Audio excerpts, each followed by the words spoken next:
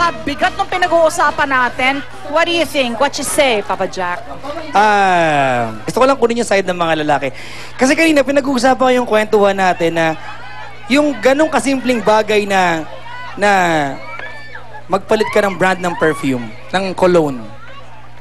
Dapat ba ang unang isipin ng babae, may babae ka ng iba? Hindi ba napakamalit sa amin bilang lalaki na kailangan naming maramdaman yung pakiramdam na every month we have to, kumbaga meron kaming inahabol na grading system na this month pasado ka, next month bagsak ka, may pressure. I think it's more like yung misis, alam niya yung kinaugalian mo. Tapos all of a sudden, binabago mo. Pag naghinala ka dahil may nakita ka, clue yan. Hindi yan kutob, sinyalis yan. Iba yung kutob. Pag sinabi mong kutob, walang basihan. Kutob. Kutob yun eh. Walang basihan. Nothing at all. Pag kutob ang meron ka, huwag mo na sabihin sa asawa mo. Huwag mo na sabihin kasi kutob yan eh. It came from nothing. Walang pinagmulan. Kutob.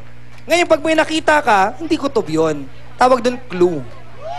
Nasusunod. Kayo naman mga mister, pag meron ng clue at alam niyo mali naman talaga kayo at may ginagawa kayo, huwag na kayo magalit-galitan pa. Hindi, but you know what? Sa kababaihan, tulad ni Merlinda, na yung merong pagbabago dun sa asawa mo o sa boyfriend mo, na dati hindi mo binabasa yung text message sa cellphone, binasa ngayon yung tulad ni Merlinda.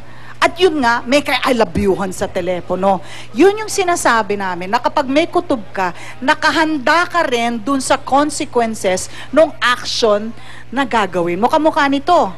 Kanina, ang star of the box natin decided ipaglalaban niya yung marriage niya. Mel, sumumpa kayo, di ba? Sa harap ng tao at ng Diyos.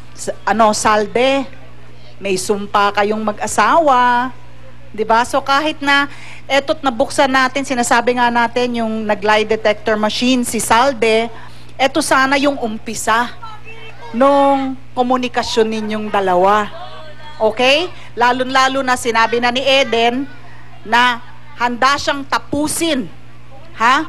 Tuldukan, sarhan yung kabanata nung pagkakaibigan, ayon sa kanya, nila ni Salde.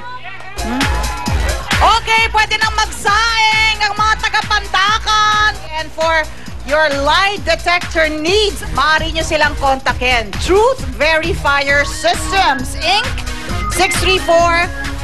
634-7571 and 634-7573. Look for Sherry Dumlao. Yan.